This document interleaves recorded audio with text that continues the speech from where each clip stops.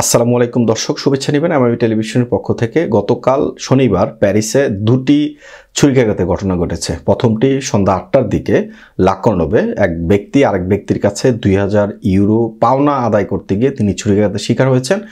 অপরটি হচ্ছে ওভারভিলিয়েতে, এটি চুরির অভিযোগ দেখিয়ে এক ব্যক্তি উপর্যুপরি কয়েকবার আরেক ব্যক্তিকে ছুরিকাঘাত করেছে। দুজনই জীবন মৃত্যুর সন্ধিক্ষণে রয়েছেন। বলা হচ্ছে ওভারভিলিয়ের যে ঘটনা, সেই ঘটনায় যে ব্যক্তি ছুরিকাঘাতের শিকার হয়েছেন ওই ব্যক্তির বুকে 3টি ছুরির আঘাত করা হয়েছে এবং তার যে একটি ছুরির আঘাত তার ফুসফুসে গিয়ে লেগেছে। তিনি জীবন মৃত্যুর সন্ধিক্ষণে রয়েছেন। তাকে প্রথমে ববিনিতে একটি হসপিটালে নেওয়া হয়েছিল, তারপরে প্যারিসের 20 এলাকায় আরেকটি হসপিটালে ট্রান্সফার করা হয়েছে। তিনি খুবই গুরুতর অবস্থায় আছেন এবং জীবন মৃত্যুর সন্ধিক্ষণে রয়েছেন। এই খবর দুটি ছেপেছে লু প্যারিজিয়ান। তাদের শিরোনাম হচ্ছে, রাস্তায় ছুরিকাঘাত করা এক ব্যক্তিকে পরম জরুরি অবস্থায় সরিয়ে নেওয়া হয়েছে, তার আক্রমণকারীকে গ্রেপ্তার করা হয়েছে। অর্থাৎ দুটি ঘটনায় যে দুই ব্যক্তি ঘটিয়েছে দুজনকেই কিন্তু ইতিমধ্যে গ্রেপ্তার করা হয়েছে এবং তাদের বিরুদ্ধে হত্যা চেষ্টার অভিযোগ আনা হয়েছে। এই শনিবার সন্ধ্যায় ওভারভিলিয়ে এক ব্যক্তিকে হত্যা চেষ্টা করার জন্য গ্রেপ্তার করা হয়েছে। আহত ব্যক্তিকে বেশ কয়েকটি গুরুতর আঘাত করেছেন এবং আহত অবস্থায় তাকে হসপিটালে নেওয়া হয়। তার অত্যাবশ্যক পূর্বাভাস ঝুঁকিপূর্ণ, অর্থাৎ তিনি জীবন মৃত্যুর সন্ধিক্ষণে রয়েছেন। এই শনিবার সন্ধ্যায় ওভারভিলিয়ে রাস্তায় একটি গুরুতর আক্রমণ ঘটেছে। তখন রাত প্রায় 10টা।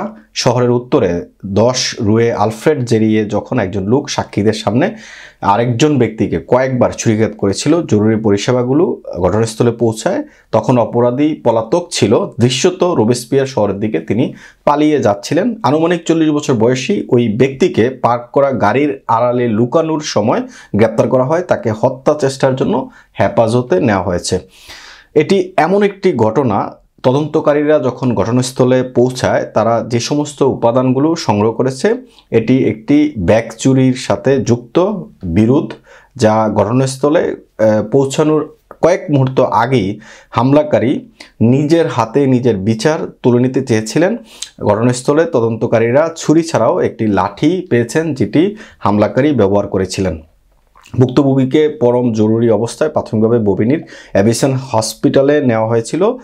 সামুর উদ্ধারকারীরা প্যারিসের 20তম অ্যারেন্ডসমেন্টের ট্যানন হাসপাতালে নিয়ে যাওয়ার আগে, অর্থাৎ ববিনি থেকে তাকে ট্রান্সফার করে পরে ওই ট্যানন হাসপাতালে নিয়ে যাচ্ছিলেন। তখন তার অবস্থা ছিল খুবই গুরুত্বপূর্ণ এবং তিনি জীবন মৃত্যুর সন্ধিক্ষণে ছিলেন। এই লোকটি তার বুকে 3টি ক্ষত আঘাতে ভুগছিলেন, যার মধ্যে একটি ফাঁকা হয়ে গেছে, একটি ফুসফুসে প্রভাবিত করেছে, সেই সাথে তার উরুতে একটু সামান্য কম গুরুতর ক্ষত রয়েছে। কয়েক ঘন্টা আগে, অর্থাৎ এই যে 10টার দিকে ওভারভিলিয়ে যে ঘটনা হয়েছে তার কয়েক ঘন্টা আগে লাকর্নবে ছুরিকাঘাতে গুরুতর আহত হন আরেক ব্যক্তি। ঘটনাগুলো ঘটেছে সন্ধ্যা 8টার দিকে প্লেস দু 8 মে 1945-এ লাইন 7 মেট্রোর কাছাকাছি। পুলিশ যখন ঘটনাস্থলে পৌঁছে শিকার সচেতন কিন্তু বুকে গুরুতর আহত, অর্থাৎ যেই ব্যক্তি আঘাতপ্রাপ্ত হয়েছেন তিনি সচেতন আছেন কিন্তু তিনি গুরুতর আহত হয়েছেন। আক্রমণকারীকে শনাক্ত করতে তিনি সক্ষম হয়েছেন, যে ইতিমধ্যে পালিয়ে গিয়েছিল। আগে হাসপাতালে নিয়ে যাওয়া হয়েছে, অর্থাৎ যিনি ভুক্তভোগী তাকে হাসপাতালে নিয়ে যাওয়া হয়েছে। ভুক্তভোগীর সাক্ষ্য অনুসারে প্রায় 2000 ইউরোর ঋণ ছিল ঝগড়ার মূল কারণ।